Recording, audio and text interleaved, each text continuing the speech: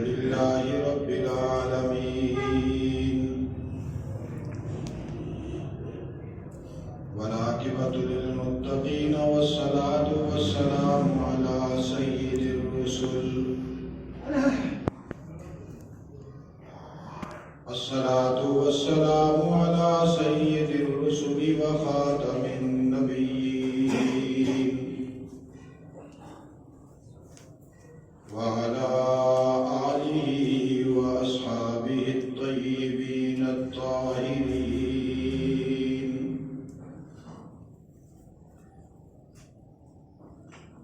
لا سيما على الخلفاء الراشدين المهديين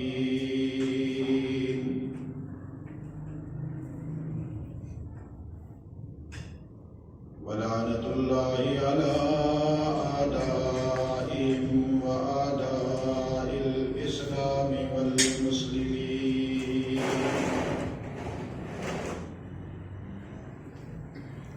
أما بعد أعوذ بالله من الشيطان الرجيم بسم الله الرحمن الرحيم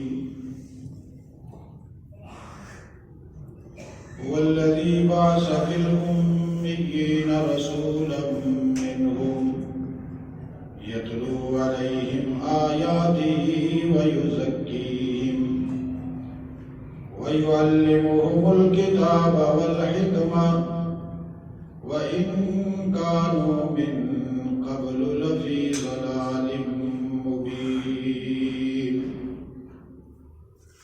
قال الله تبارك وتعالى في مقام آخر لقد كان لكم في رسول الله أسوة حسنة قال الله تبارك وتعالى في مقام آخر وما محمد إلا رسول قد خلت من قبله الرسل أفإن مات أو قتل انقلبتم على أعقابكم ومن ينقلب على عقبيه فلن يضر الله شيئا وسيجزي الله الشاكرين صدق الله العظيم اللهم صل على سيدنا ومولانا محمد وعلى آل سيدنا ومولانا محمد وبارك وسلم وصل عليه صلاة دائما أبدا أبدا على حبيبك خير الخلق كلهم هو الحبيب الذي ترجى شفاعته لكل حول من الأحوال مقتحمين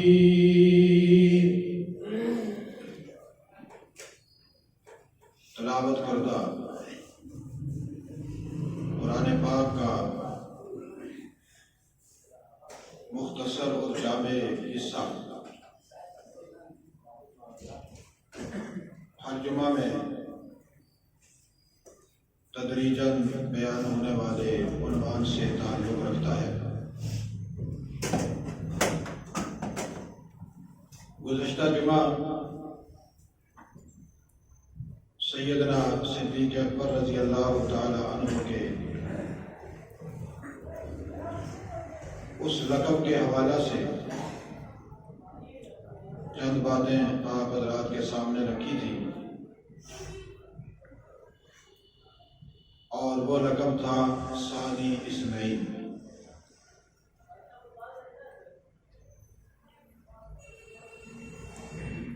کہ آپ رسول اللہ صلی اللہ علیہ وسلم کے بعد دوسرے نمبر پر ہیں، ثانی ہیں۔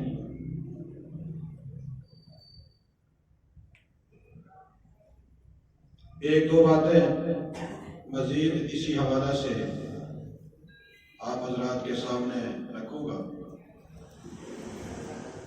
اور پھر دوسرا جو آپ کا لقب ہے جانشین رسول، اس آپ کے حوالہ سے چند باتیں عرض کروں گا۔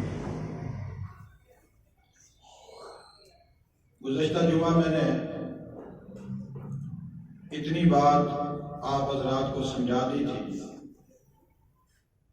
کہ قرآن حکیم میں اللہ نے سیدنا صدیق اکبر رضی اللہ تعالی عنہ کو رسول اللہ کا ثانی قرار دیا۔ کیا قرار دیا؟ اول رسول اللہ ہے اور ثانی سیدنا صدیق اکبر رضی اللہ تعالی عنہ۔ اور اس حوالے سے کافی ساری باتیں ہیں کہ کن کن مقامات پر سیدنا صدیق اکبر ثانی کی حیثیت سے امت کے سامنے نمایاں نظر آتے ہیں۔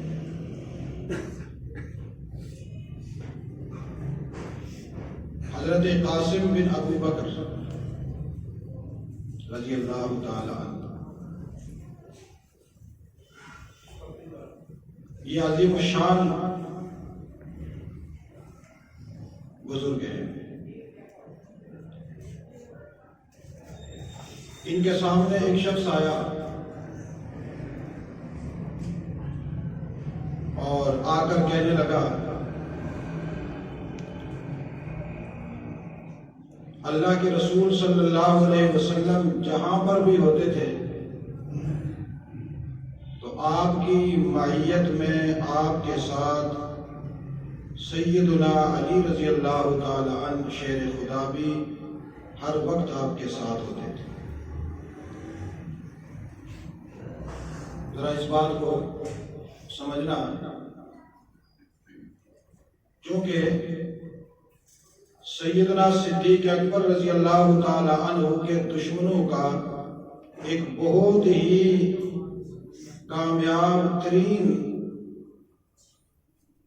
انداز ہے جو سادے اور ناواقف مسلمانوں کو بے وقوف بنانے میں کامیاب ہو جاتے ہیں،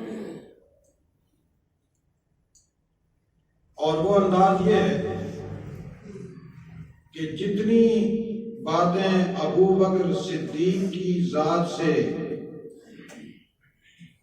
منسلک ہیں وہ ساری باتیں اٹھا کر سیدنا علی رضی اللہ تعالی عنہ کو دے دیتے ہیں اور ان کی طرف منسوب کر دیتے ہیں،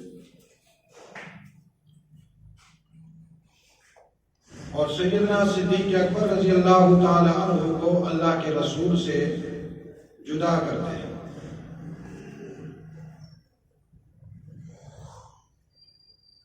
تو اسی حوالہ سے ایک شخص ان کے سامنے آیا، قاسم بن ابی بکر کے سامنے، اور اس نے اپنی بات یوں بیان کی کہ اللہ کے رسول جہاں بھی ہوتے تھے سیدنا علی رضی اللہ تعالی عنہ آپ کے ساتھ ہوتے تھے۔ گویا حضرت علی رضی اللہ تعالی عنہ کو معیت رسول حاصل ہے، تو ظاہر ہے جب معیت رسول حاصل ہے اور آپ صلی اللہ علیہ وسلم نے ہمیشہ ان کو اپنے ساتھ رکھا، تو معیت کا کوئی تو فائدہ ہونا چاہیے نا۔ اور ان فائدوں میں سے سب سے بڑا فائدہ یہ ہے کہ معیت رسول میں جو شخص سب سے زیادہ رہا ہو وہ نبوت کے کاموں کو اچھی طرح جانتا ہے، لہذا جب امام الانبیاء دنیا سے چلے گئے، عالم برزخ کا سفر اختیار کر لیا، تو وہی آدمی آپ کا جانشین بنے گا جس نے زندگی میں آپ کی معیت کامل درجے کی رکھی ہوگی، اور وہ نبوت کے تمام اصولوں سے اور اس کے سارے کام سے اچھی طرح واقف ہوگا۔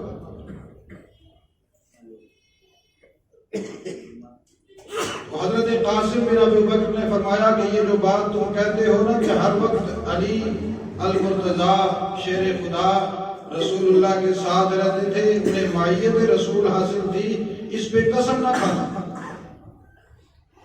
بات تو نے کہہ دی، تجھے اختیار ہے، بات کر، کہنے والے کے منہ پہ کوئی ہاتھ تو نہیں رکھ سکتا،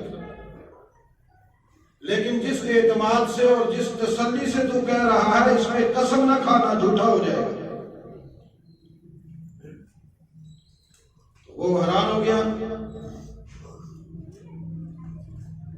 میں کیسے قسم نہ کھاؤں، ادھر امام الانبیاء ہیں اور ادھر علی شیر خدا ہیں اور انہیں معیت حاصل ہے۔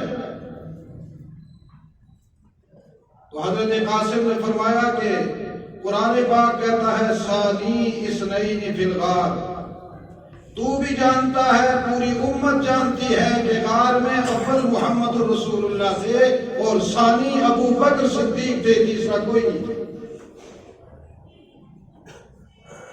انسانوں میں سے رسول اللہ اور ابو بکر صدیق تھے، اور یہاں ابو بکر صدیق کو معیت رسول حاصل ہے بحیثیت ثانی کے، ثانی رسول کے، اور یہاں ان دونوں کے ساتھ جو ذات تھی وہ صرف ایک اللہ کی ذات تھی، انسانوں میں اور کوئی نہیں تھا۔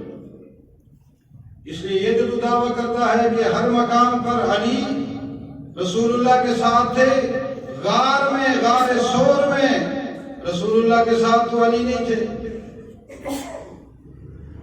اس لیے قسم نہ کھانا۔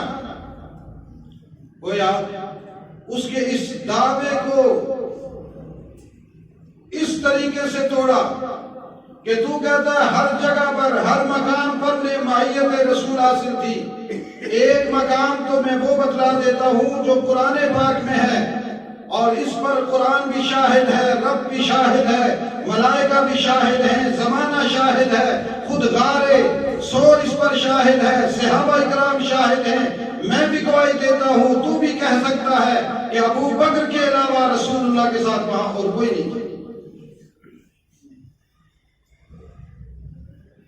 اسی لیے جو گزشتہ جمعہ میں نے آپ کو اشعار سنائے تھے نا حضرت حسان کے، جو انہوں نے رسول اللہ صلی اللہ علیہ وسلم کے سامنے صدیق اکبر کی شان میں کہے تھے، ثانی اثنین فی الغار المنیف والے، وہاں پر رسول اللہ نے جب یہ اشعار سنے اور رسول اللہ اس پر نہ صرف مسکرائے بلکہ بڑے فخریہ انداز میں مسکرائے اور خوش ہوئے کہ حسان نے میرے ابو بکر کا وہ نقشہ کھینچا ہے کہ جس نقشے کو خدا نے خود قرآن میں کھینچا۔ اس لیے یہ بات ذہن میں رہنی چاہیے کہ اس کائنات میں اللہ کے رسول کے بعد صحابہ اکرام سے پہلے ثانی کی حیثیت ہے تو ابو بکر صدیق کی ہے۔ کس کی ہے؟ اونچی آواز سے کس کی ہے؟ جب بھی کہیں لکھا ہوا نظر آئے ثانی اثنین، اگر اذ ہما فی الغار نہ ہو، صرف ثانی اثنین ہو، تو سمجھ جائیں یہ لقب ہے ابو بکر صدیق کا۔ کس کا لقب ہے؟ اونچی آواز سے کس کا لقب ہے؟ کس کا لقب ہے؟ ابو بکر۔ اچھا یہ بات بھی ذرا ذہن میں رکھیے، اکثر لوگ کہتے ہیں ابو بکر، بکر نہیں ہے، کاف کے اوپر زبر نہیں ہے، ابو بکر کاف ساکن ہے۔ بچوں کے بھی لوگ نام رکھتے ہیں تو کہتے ہیں ابو بکر، ابو بکر کوئی نام نہیں، ابو بکر کیا ہے؟ ابو بکر۔ اولیت، میں اس پر تفصیل کر چکا ہوں پہلے، اولیت کا باپ، اولیتیں کیا ہوتی ہیں، پہلا مقام کیا ہوتا ہے، ابو بکر اس سے بھی آگے ہے، ان کا باپ ہے۔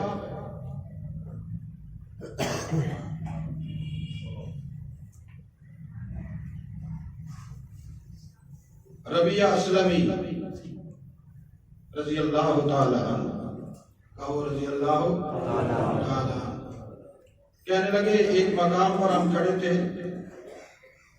اور ابو بکر صدیق اور میں، کسی بات پر ہمارے درمیان کوئی بات ہوئی، ابو بکر صدیق کو غصہ آ گیا اور مجھے سخت جملہ کہہ دیا۔ کیا کہا؟ کس نے کہا؟ اونچی آواز سے کس نے کہا؟ حضرت ابو بکر۔ کس کو کہا؟ ربیہ اسلمی کو۔ جب انہیں سب جملہ کہہ دیا، جملہ کہنے کے بعد احساس ہوا ابو بکر تو نے زیادتی کر دی، تو نے جو یہ جملہ اسے کہا یہ تیری جو ذات ہے نا اس کے مناسب نہیں تھا، گو وہ جملہ حقیقت پر مبنی ہوگا، لیکن ابو بکر تو نے کہا ہے، خود اپنے آپ کو مخاطب ہو کر کہنے لگے صحیح نہیں کیا۔ حضرت ربیہ اسلمی فرماتے ہیں مجھے کہنے لگے ربیہ ادھر ہی کھڑا ہو جا، جو جملہ میں نے تجھے کہا وہی جملہ مجھے واپس تو کہہ دے، تاکہ انصاف کے تقاضے پورے ہو جائیں۔ انصاف کے، میں کسی کو کوئی سب جملہ کہوں تو میں اس پر ہزاروں دلائل دے دیتا ہوں، نہیں میں نے صحیح کہا ہے تو اسی بات کا مستحق ہے، اور اگر وہ مجھے جواباً دے تو پھر میں اس کے بدلے میں پتہ نہیں کتنے اور جملے اس کو دوں گا۔ آپ میں سے بھی کوئی ہو تو وہ ایسا ہی کرے گا۔ یہ ابو بکر صدیق ہے جس نے فرمایا ابو ربیہ جو جملہ میں نے تجھے کہا یہ واپس مجھے کہہ، اور وہ بھی ربیہ اسلمی تھے جنہوں نے ابو بکر صدیق کی بلند شان اپنے ایمانی معیار میں دیکھی تھی اور رسول اللہ کی معیت میں ان کو دیکھا تھا، ان کے مقام اور تقدس کو سمجھا ہوا تھا۔ کہنے لگے ابو بکر آپ تو بڑے ہو ہمارے، آپ جو جملہ بھی کہو گے ہم اسے پیار سے قبول کریں گے، اور مجھ سے توقع رکھتے ہو کہ میں آپ کو کوئی اس جملے کی جوابی کارروائی میں وہی جملہ آپ کو کہوں۔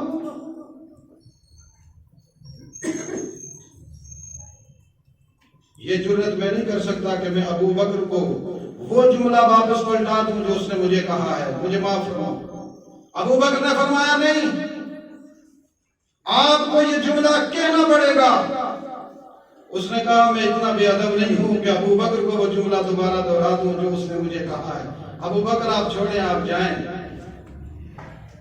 میں نے بھی آپ کو معاف کیا۔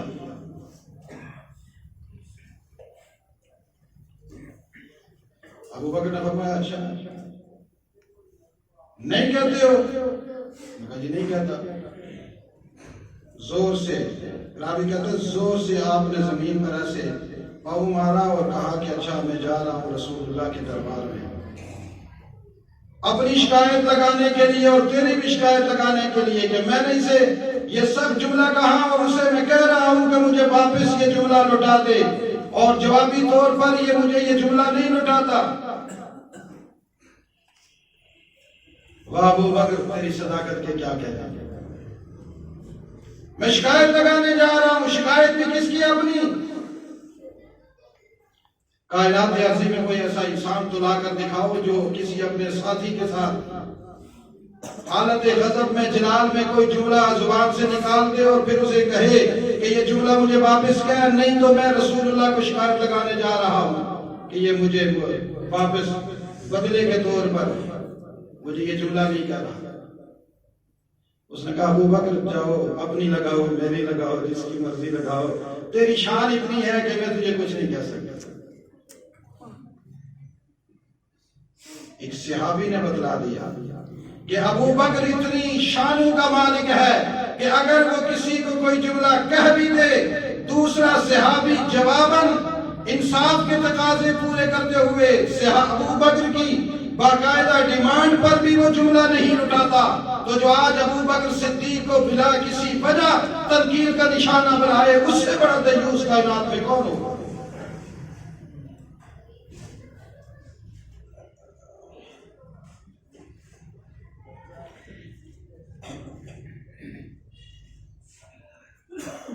پوری امت پر صدیق کا ادب واجب ہے۔ بولیے پوری امت پر، پوری امت پر صدیق کا ادب اتنا ہی ادب واجب ہے جتنا خود صاحب ختم نبوت کا ادب واجب ہے۔ جتنا احترام رسول اللہ کا امت پر لازم فرض لابدی ہے، اسی طرح اتنا ہی ادب احترام ابو بکر کا کرنا یہ امت پر لازم ہے۔ اگر کوئی ابو بکر کا ادب اور احترام نہیں کرتا تو اس کے دل میں رسول اللہ کا بھی ادب اور احترام نہیں. اس لیے یہ بات یاد رکھیے گا کہ رسول اللہ کا ادب کرنے والے صدیق کا ادب پہلے کرتے ہیں. صدیق کا ادب، جی آواز سے، صدیق کا ادب. ہمارے یہاں لوگ کہتے ہیں نا جی آپ تو آپ ہیں، ہم تو آپ کے کتوں کے بھی غلام ہیں.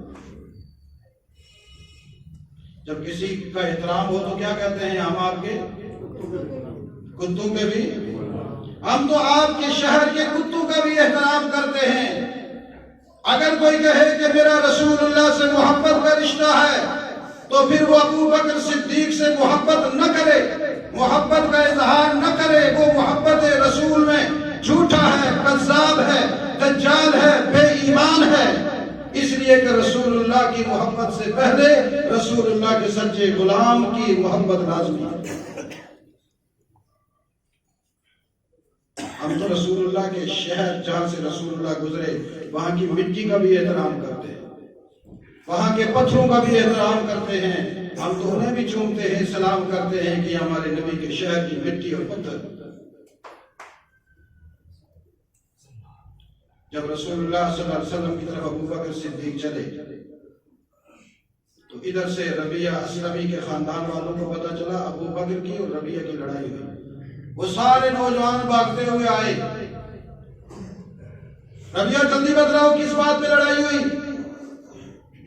اور وہ تمہاری شکایت لگانے رسول اللہ کے پاس گیا اور وہاں سے ان سے مدد لینے کے لیے گیا. جلدی بتاؤ، ہم تیار ہیں ابو بکر سے بدلہ لینے کے لیے.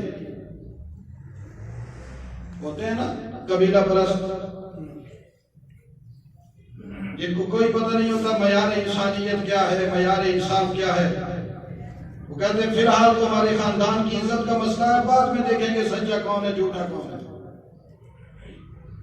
یہ جملہ یاد رکھیے گا، انصاف کے تقاضوں کو چھوڑ کر خاندانی عزت اور آبرو کے لیے ایک جگہ جمع ہو کر کسی انسان کے مقابلے میں انتقام کے لیے میدان میں نکلنے والے ابو جہل کی تو اولاد ہو سکتے ہیں، رسول اللہ کی امت ہی نہیں ہو سکتی. اور میں نے بڑے بڑے مسلمانوں کو دیکھا، تاجدیں بھی ان کی قضا نہیں ہوتی، لیکن اس مسئلے پہ آ کر ان کا ایمان ابو جہل سے بھی آگے نکل جاتا ہے. فی الحال تو دیکھ لینا، فی الحال تو ہماری عزت کا مسئلہ بعد میں دیکھیں گے. شیطان یوں ہاتھ باندھ کر کہتا ہے میں بھی صاحب اولاد ہوں، میری اولاد اچھا کام کر رہی ہے. مسکراتا ہے، چاہے اس کے سر پہ ٹوپی ہو، پگڑی ہو، تہجد پڑھتا ہو، داڑھی ہو، مسواک ہو، خوشبو لگائی ہوئی ہو، ذکر کرتا ہو، اللہ اللہ پورا قرآن روز کی تلاوت کر دیتا ہو. لیکن جہاں عدل اور انصاف کے تقاضوں کو چھوڑتا ہے، صرف خاندانی اور عزت کے لیے، علاقے کی عزت کے لیے گروہ بندی میں کسی دوسرے کے مقابلے میں نکلتا ہے، ایسے شخص کا ایمان نہیں رہتا اور نہ ہی اس کا تعلق رسول اللہ سے ہوتا ہے. ربیہ اسلمی کے پاس جمع ہو گئے. انہوں نے کہا کیا کر رہے ہو؟ کہا وہ ابو بکر تمہارے خلاف مدد لینے گیا ہے. کہا خاموش ہو جاؤ، تمہیں معلوم نہیں ابو بکر کون ہے؟ ابو بکر وہ ہے کہ جس کو قرآن نے کہا ثانی اثنین. کیا کہا؟ ثانی اثنین. تمہیں اس کے مقام کا پتہ نہیں. رسول اللہ کے بعد اس کائنات میں ہے ہی ابو بکر جس کو قرآن نے ثانی کہا ہے. خبردار جو کوئی بات کی، ابو بکر جانے اور میں جانوں، رسول اللہ جانے اور میں جانوں. رسول اللہ کے دربار میں ابو بکر کیا ہے تو میں بھی وہیں جا رہا ہوں. میرے بھی امام رسول اللہ ہیں، ابو بکر کے بھی وہ ہیں، لیکن میں نے رسول اللہ کے بعد ابو بکر کو امام مانا ہے. جو بات رسول اللہ کے دربار میں وہ کہے گا میں اس پر آمین کہوں گا. چلو دفع ہو جاؤ، نکل جاؤ. بڑے آئے خاندان پرست، ان کا منہ ہو گیا کالا. انہیں معلوم نہیں تھا کہ ربیہ اسلمی رسول اللہ کا پروردہ ہے، رسول اللہ کا تربیت یافتہ ہے. یہ اپنے بڑوں کا احترام کرنا جانتا ہے اور سب سے بڑے ابو بکر کا احترام کرنا جانتا ہے. بطور دلیل کے کیا پیش کی؟ ثانی، اونچی آواز سے، ثانی اثنین، ثانی اثنین. دو میں سے ثانی، دو میں سے صحابی نے تصدیق کی، بتلایا کہ ابو بکر رسول اللہ کے کیا ہیں؟ اونچی آواز سے ثانی ہے۔ اور میں نے پہلے بھی کہا تھا کہ یہ ثانی ایسا ثانی ہے جو لا ثانی ہے۔ کائنات ارضی کو کھنگال ڈالو، آدم علیہ نبینا علیہ الصلوۃ والتسلیم سے لے کر آج تک، اور قیامت آج سے لے کر قیامت تک آنے والے انسانیت میں کوئی ٹٹولے ابو بکر کے معیار کا انسان کسی کو نہیں ملے گا۔ نبوت کے بعد جس کو اتنا بڑا درجہ ملا، جس کو امام الانبیاء کا ثانی کہا گیا۔ کس کا ثانی؟ کس کا ثانی؟ امام الانبیاء حضرت محمد رسول اللہ صلی اللہ علیہ وسلم۔ صحابہ اکرام آپ کو ثانی کہتے ہیں، اور اسی وجہ سے آپ کا احترام بھی کرتے تھے، اور آپ کے احترام میں کبھی کسی صحابی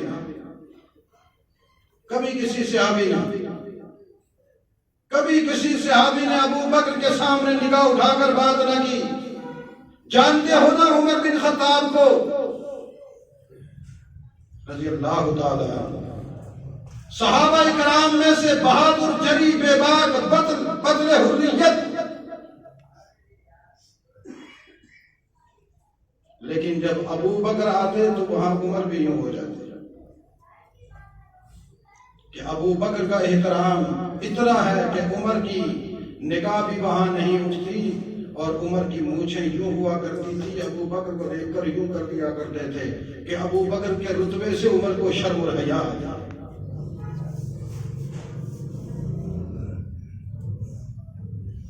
یہ کبھی موقع ملا تو میں مونچھ پر بھی تقریر کروں گا، بتلاؤں گا کہ مونچھ مونڈنا ثواب ہے یا رکھنا ثواب ہے۔ لوگ موڑ کر کہتے ہیں نا ہم نے بڑا ثواب کمایا، یہ میں کبھی بتلاؤں گا کہ موڑنا ثواب ہے یا رکھنا ثواب ہے۔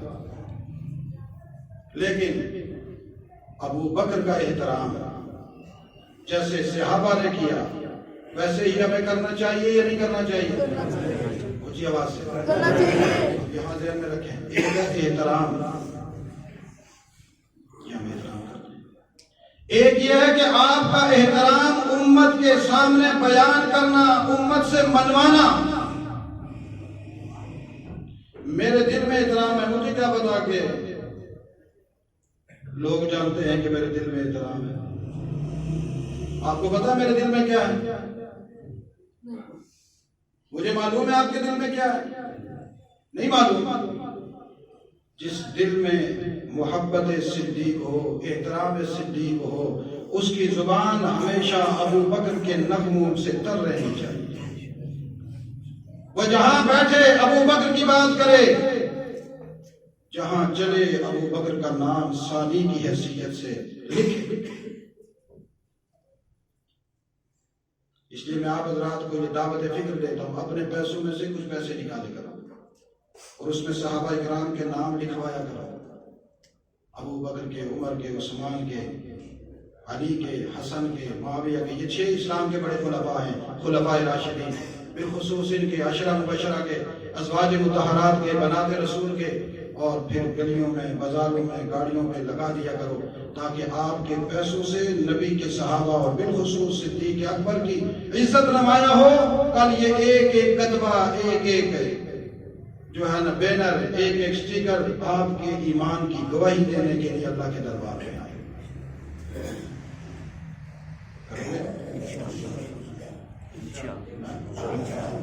یہ جو گھروں کے باہر عجیب عجیب لوگوں کے نام لکھتے ہیں نا، یہاں صحابہ کے نام لکھا تھا۔ جو ہمارے گھر بنتے ہیں نئے، جو ٹھیکیدار ہیں، ان کا بھی کام یہ ہے کہ وہ اپنے مالک کو، جس کا مکان بناتے ہیں، ان کو بتایا کریں بھائی یہ بابرکت نام ہے۔ میں چیلنج سے کہتا ہوں، جس گھر میں ابو بکر کا نام ہوگا وہاں شیطان نہیں آئے گا۔ جس گھر کی دیواروں پر ابو بکر، عمر، عثمان، علی، حسن اور معاویہ، ان 6 خلفاء کے نام لکھے ہوئے ہوں گے، وہاں کوئی جادو ٹونا اثر نہیں کرے گا۔ یہ برکت ہے ہمارے نبی کے صحابہ۔ عشرہ مبشرہ کے نام لکھے ہوئے ہوں گے، جادو ٹونا نہیں اثر کرے گا، اس لیے کہ اللہ نے ان کے ناموں میں اتنی قوت رکھی ہے، اتنی برکتیں رکھی ہیں کہ جادوگروں کے جنات جب ان ناموں کو دیکھتے ہیں دیکھتے ہی جل جاتے ہیں، بیماریاں ان سے حیا کرتی ہیں۔ اور یہ باتیں شاید آپ کو سمجھ میں نہ آئے اور آئیں گے بھی نہیں، کیونکہ ان کا تعلق ایمان سے ہے۔ ایمان مکمل ہو تو بات سمجھ میں آتی ہے، ایمان نہ ہو تو سمجھ نہیں آتی۔ اس وقت بندہ کہتا ہے یہ کیسے ہو سکتا ہے، یہ کیسے ہو سکتا ہے؟ ایک آدمی کو بخار ہو، ابو بکر کا نام لکھو تو بخار ختم ہو جائے گا، اس کے لیے تو پیناڈول چاہیے۔ آپ مجھے بتاؤ پیناڈول میں زیادہ اثر ہے یا ابو بکر کے نام میں زیادہ اثر ہے؟ بولو۔ برکت پیناڈول میں ہے جو کسی پتہ نہیں کس بے ایمان نے بنائی ہے، جس کے ایمان کا بھی ہمیں پتہ نہیں ہے اس کا فارمولہ کس نے ایجاد کیا ہے۔ اور ابو بکر صدیق وہ ہے کہ جس کے نام پہ بھی رسول اللہ خوش ہیں، جس کے ایمان پہ بھی رسول اللہ خوش ہیں۔ اور میرا سینکڑوں مرتبہ کا تجربہ ہے کہ میں نے مہلک بیماریوں پر صحابہ اکرام کے نام لکھ کر لوگوں کو کھلائے، اللہ نے ان کی وہ بیماریاں ختم فرما دی۔ میں اپنے تجربے سے بات کر رہا ہوں، میں نے آنکھیں بند کر کے میں نے یوں صحابہ اکرام کے ناموں کے جب نام لینے شروع کیے تو میں نے جادوگروں کے جنات اس طرح بھاگتے ہوئے دیکھے اور جلتے ہوئے دیکھے جیسے یہاں کسی نے ایٹم بم گرا دیا۔ اصحاب محمد حق کے ولی، ابو بکر، عمر، عثمان ولی۔ یہ نغمہ ہے، ایک نعت ہے سید نفیس جی رحمت اللہ تعالیٰ علیہ کی، نفیس الحسن الحسینی شاہ رحمت اللہ علیہ۔ میں نے اس نعت کے ذریعے سے ہزاروں جنات جلائے، لیکن ایمان ہونا چاہیے۔ کس کس کا ایمان ہے کہ صحابہ کے نام میں برکت ہے؟ ہاتھ کھڑا کر۔ ابو بکر کے نام میں، اللہ تو بڑی ذات ہے، خالق ہے، رسول اللہ بہت بڑے ہیں، میں صحابہ کی بات کر رہا ہوں۔